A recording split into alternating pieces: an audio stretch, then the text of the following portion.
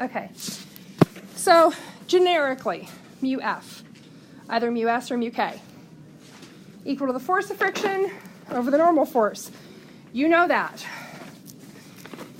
You have also done lots of stuff on slopes and flat ground. So let's look at an object on flat ground real quickly. And let's look at somebody pushing it. Okay, so I've got a little person pushing on this very large box. They are pushing directly on the center of mass of the box. Their applied force is all on the x-axis. And I'm putting in a little teeny tiny, we'll say that this is a low friction surface. And we don't know if this thing's moving yet or not. But we've got a very small frictional force. Is normal force equal to the force of gravity? Do not answer that out loud. Give yourself 1 minute to think, or 30 seconds or 10 seconds or whatever it takes, and tell somebody at your table. Okay. So how many of you said yes, normal force here is equal to force of gravity? Yeah, of course. It is. It's equal to force of gravity. If we look at, you can sort of do this. You've had enough practice now writing sum of forces after sum of forces after sum of forces. Good Lord. If I write another sum of forces, I'm going to choke. You can look at that and immediately see that the only forces on the y-axis are normal and gravity. So the sum of, or the normal force equals force of gravity. So I'm going to put down here. Okay, I have another situation. So here we put a little teeny tiny person. They're grossly outsized by the box they're pushing on. And they're so little that they end up pushing up on this thing.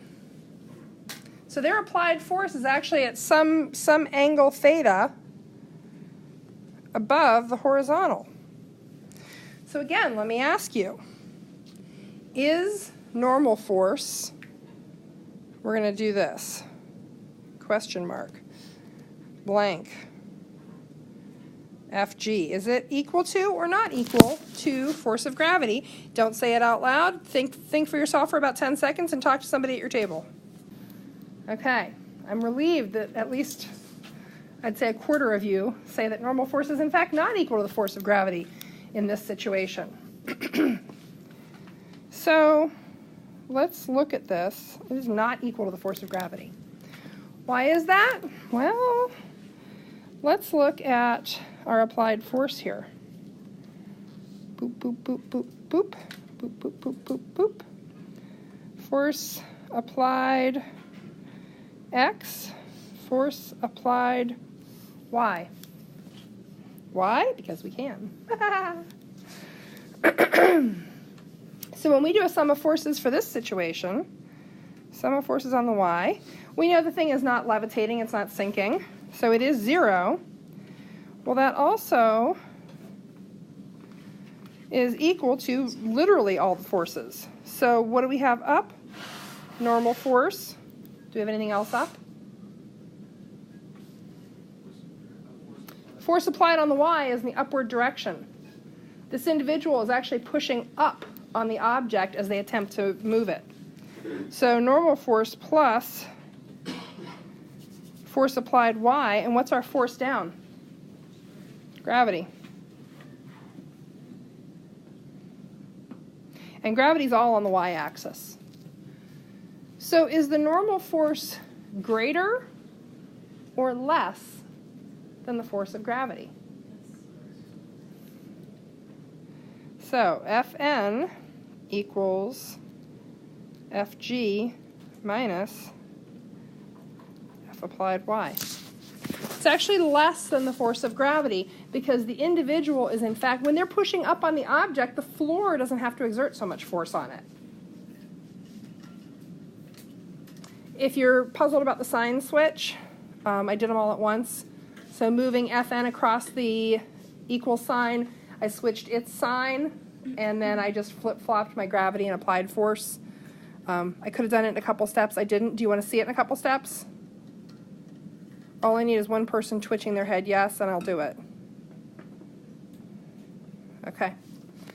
All right, so in this case, they are not equal, and normal force is actually going to be less than the force of gravity.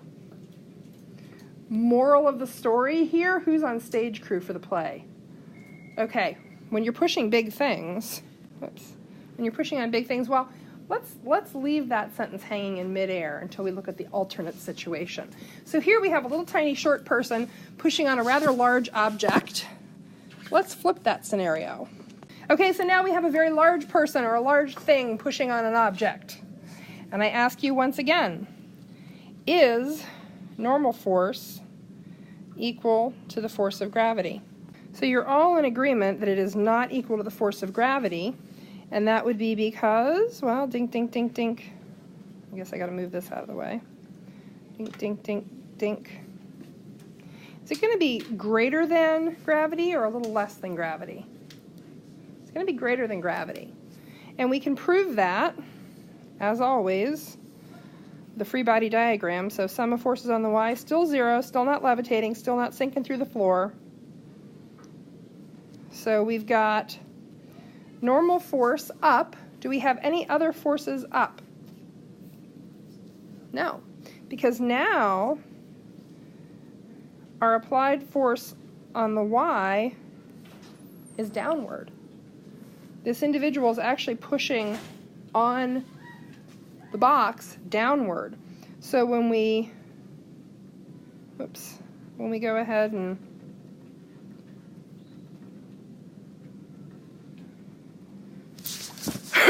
follow through on that, what we find is that in fact the normal force here is going to be equal to gravity plus the extra force that this individual is pushing down on the box with. The moral of the story for stage crew is when you're moving big heavy things that aren't on wheels, and hopefully you just put them all on wheels, don't push up, down. I've watched small children, including my own small child, do this a lot, trying to push something down the hall, and they're pushing down on it as hard as they can. You're making it harder, dear. Push up or straight. Because what are you doing? Well, we'll get to what you're doing to the frictional force. But whenever you are doing something where you're analyzing frictional force on an object that's got applied forces, make sure that there's not applied force on the y before you go jumping to conclusions. Conclusions like, oh yeah, normal force is just equal to force of gravity. Ah! I tell you this as I give you this lab because I had a group that did all 12 sets of calculations wrong one year. So I started having this conversation before you do your data collection. All right, do you understand what you have to do? You got to get 1 to 3 kilograms of stuff. You should make sure that your sum of forces equals 0. That's probably the trickiest part. It means you got to have a constant velocity, and it also means you got to capture the force in the moment before it starts to move. This is hard. iPads make it easier because you can take video or images of the spring scale and refer back to those. I have had groups do all sorts of creative things to get their constant velocity. Some very creative things one year. I should probably send out a warning email to the rest of the staff. You can use any area up here, be respectful of other classes, please. And I will say that for your constant velocity, the longer a run you have with your object for kinetic friction, the more reliable your result is going to be. Basically, it's sample size. So the more time you allow yourself at that constant velocity, the more likely you are to actually be able to achieve constant velocity. Questions, comments, concerns? You might be able, so we've got, about a half an hour left? You might be able to get one surface. Actually, your best use of time today, here's what it might be. Your best use of time today might be just sort of perfecting your techniques and not calling it data collection. So seeing if you can actually accurately measure the force before it breaks loose and seeing if you can actually accurately measure the force as you get constant velocity. So trying some stuff out. I will give you Tuesday and Wednesday to do data collection, etc. So you should have like 50 minutes tomorrow and then an hour and a half or more on Wednesday. And then I'll give you some time for calculations. So Go. If you got questions, ask them.